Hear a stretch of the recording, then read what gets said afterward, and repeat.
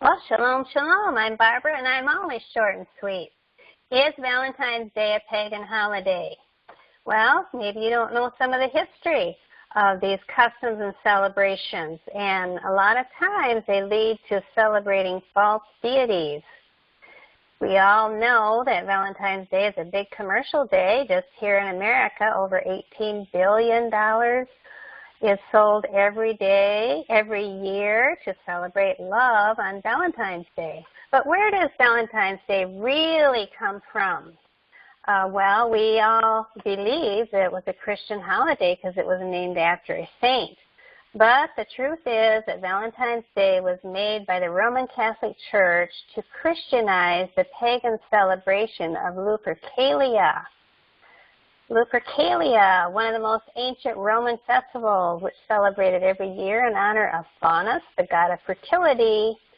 And Faunus is also known as the Greek god Pan. Lupercalia was all about fertility rites, orgies, drunkenness, carrying women off by a lottery with men. And the priesthood of the Lupercalia would go to the cave of Romulus and Remus, where they believed they were raised by that she-wolf, and they would sacrifice a dog for purification and a goat for fertility, and they would strip those hides and go through the city, beating the women, and it was a fertility ceremony. They believed this would help them become more fertile, and some of the people chose partners and actually became married from this celebration. But Lupercalia is the Roman form of worship of the Greek god Pan. So Pan can be traced back to the sun god Baal. Baal is none other than Nimrod. If we have done quite a few YouTubes about Nimrod and the sun god, I hope you'll go look them up. But Nimrod was the original Pan that the Romans worshipped at the Lupercalia festival, known as Valentine's Day. It wasn't called Valentine's Day then, though. So here's some other names for Nimrod: Eros, Cupid, Mercury, Lupercus, Tammuz, Baal, and Saint Valentine. And we'll be talking about some of these. Celebrating Saint Valentine's. Here's the saint.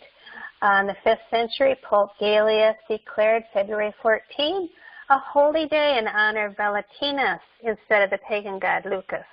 And as with most non-biblical customs found in the church today, Lupercalia was simply given a Christian name by the Catholic Church.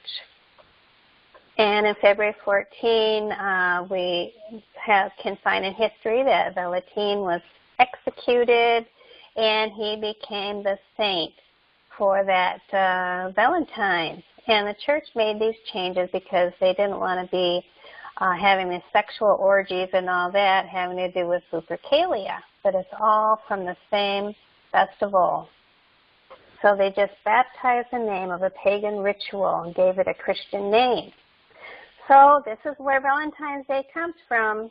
But if you want to pick a day to tell your husband or wife that you love them, just try to pick another day, not a Valentine's Day, because that does have pagan roots.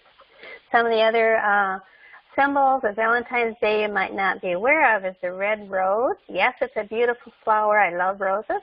But Venus was the Roman equivalent to the Greek god Aphrodite, and Venus was the mother of Cupid, and her favorite flower was the rose. So it all became associated with Valentine's Day. And just remember, if you look up the customs of most of these pagan gods, are connected with most of the customs that we know of today. And no, it's not pagan to buy roses for your loved one and give it to them. Well, we have Cupid, too. That's part of Valentine's Day, a little baby with wings shooting arrows at people's hearts and giving them love. But did you know Cupid is a pagan god, and his mother was the goddess Venus? And he's the counterpart of the Greek god Eros. And according to myth, Cupid was the son of Mercury and Venus. So Here's Aphrodite's son, Eros, and Venus' son, Cupid. And we've studied a lot about this Queen of Heaven and all the names throughout all the countries, and they all have a mother and child. But here's Venus, and her son is Cupid, all related to Valentine's Day. And another name for that child or baby, Nimrod, was Cupid. Here it is in the encyclopedia.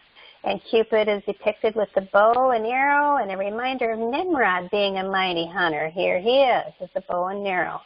And this is Nimrod also, and Cupid, all going back to paganism, back to the Tower of Babel again. So anytime you have holidays that are connected with pagan gods, if you're a believer in Yeshua, you must abstain from them. And today, Valentine's Day, is marked as a day of love, but it's a pagan holiday. So Jeremiah says not to learn the ways of the heathen, and that we are not, John says we're not of this world, that he chose us. And so remember that Valentine's is a pagan holiday, has all those pagan roots, and we are all trying to get closer to Yeshua, aren't we, and to Jehovah. So beware lest we're spoiled through traditions and vain deceit. I hope that you liked this and it was a blessing to you, and that you will share it with others so they can know about this Lupercalia, that Valentine's came from that. So remember, I'm short and sweet, and I'll see you back next week, Yah willing. And don't forget, there are a lot of